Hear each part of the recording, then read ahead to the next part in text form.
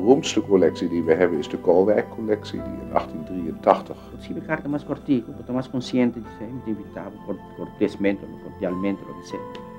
Na Aruba nós temos mais de 25 sítios arqueológicos indígenas.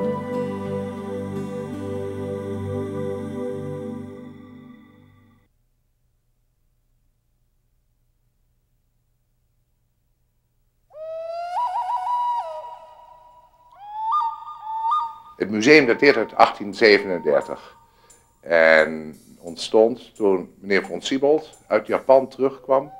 Op de plek waar de Nederlanders een vestiging hadden en als enige Europeanen een vestiging hadden. Hij had daar 10 jaar gezeten, had een heleboel Japanse spullen verzameld. Ongeveer 5000 nam hij mee naar Nederland en de koning zei van die wil ik kopen. En de koning heeft ze toen gekocht en heeft gezegd van ik wil dat die voor het publiek toegankelijk worden. En dat is hier in Leiden gebeurd, op het Rapenburg. En daarmee werd het eerste volkenkundig museum van de wereld gesticht. En wat mij betreft ook het mooiste volkenkundig museum van de wereld.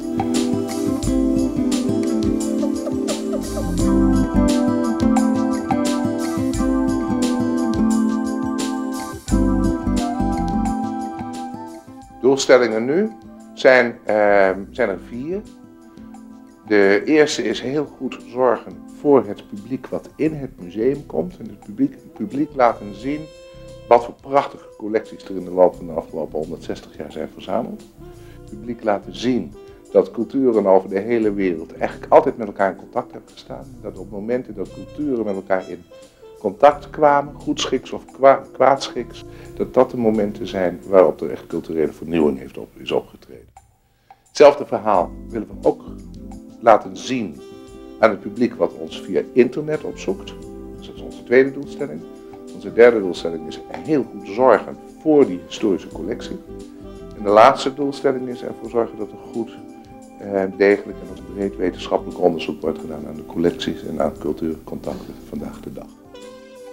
Dit museum heeft wel een redelijke collectie Arubana, maar er is weinig meegedaan tot nu toe. De beroemdste collectie die we hebben is de Koolwijk-collectie, die in 1883 door pastoor Koolwijk aan het museum is geschonken.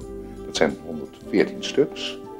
Er zijn er in totaal 2000 stuks Arubana verzameld in de loop van de afgelopen 160 jaar. Maar er is nooit zo heel erg veel aandacht voor geweest, moet ik zeggen.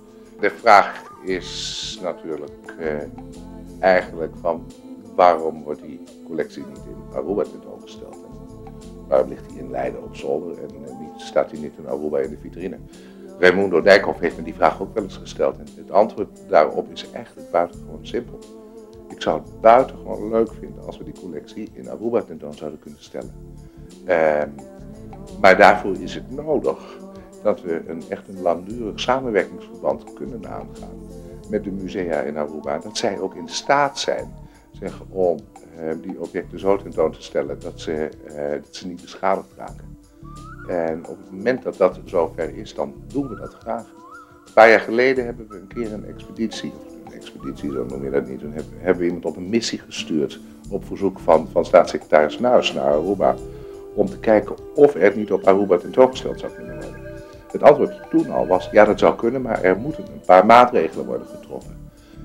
Nog voordat de inkt van dat rapport droog was, zeg maar, was de interesse in Aruba om daarmee verder te gaan, die was alweer verbleekt. Dus dat is er gewoon een beetje blijven liggen. Maar in feite wachten we op het juiste moment om dat een keer te doen. Nu staan we hier net in een klein zaaltje waar foto's uit Aruba hangen, gemaakt door Nadine Salas. En die zijn speciaal gemaakt voor een fototentoonstelling die we op het ogenblik hebben. En die fototentoonstelling laat 140 jaar volkenkundige fotografie zien. Het bleek dat wij in onze fotocollectie ook helemaal niets hadden over Aruba. En Nadine Salas heeft van ons opdracht gekregen om in Aruba foto's te maken en de identiteit van de Arubaan vast te leggen. Dat vond ze een moeilijke opdracht. En ik moet zeggen dat ze wel erg kleurrijk heeft uitgevoerd. Ik ben diep onder de indruk van de kleuren van Aruba. Op de website kun je een heleboel zien, maar onder andere zie je er de totale collectie die het museum heeft. En dat is een database van 200.000 voorwerpen met foto op een paar deelcollecties na. Ja, de volgende stap is een e-mailtje sturen als je iets te vragen hebt. En dan is de volgende stap op bezoek komen. En als je dan echt die collectie wilt zien die niet bij ons op zaal staat, en die is er natuurlijk, hè, er staat maar 3000 voorwerpen op zaal en 197.000 in depot. Even van tevoren aankondigen en dan maken we een afspraak en dan kun je ze ook in depot zien. En zeker als iemand een deel van onze collectie zou willen onderzoeken, dan proberen we dat zo te regelen dat er faciliteiten beschikbaar komen, dat er een bureau beschikbaar is en dat men die collectie kan bestuderen. Daarvoor is het nodig dat het natuurlijk wel even met het hoofdonderzoek van het museum goed het onderzoeksplan wordt doorgesproken. Het museum zal ook altijd zeg maar, zelf gebruik willen kunnen maken van die onderzoeksresultaten. Maar als dat goed onderzoek is, dan zijn wij ook zeker bereid zeg, om van onze kant die faciliteiten te leveren.